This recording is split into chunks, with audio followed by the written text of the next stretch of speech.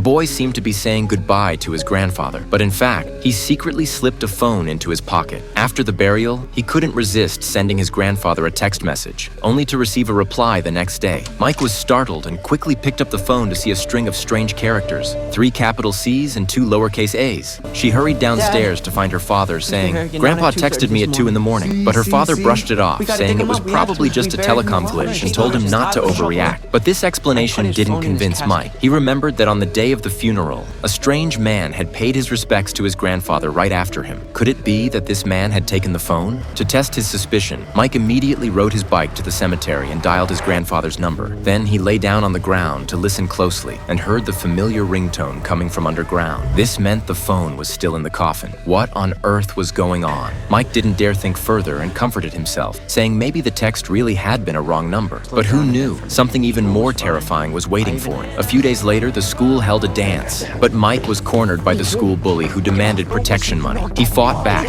angering the bully, who pinned his crossed arms to the ground and beat him up. Everyone should remember this posture. When his father rushed over after hearing the news, he demanded to know who had done it, but Mike refused to say, causing tension between father and son. Feeling upset, Mike thought back to the days when he could talk about anything with his grandfather, and on impulse, he sent a long voice message to his grandfather's phone. It turned out he didn't want to report the bully because he feared even worse retaliation, unless the bully could disappear completely. He had only been venting without meaning it seriously, but the listener took it to heart. The next morning, he received a message from his best friend. The bully was dead. The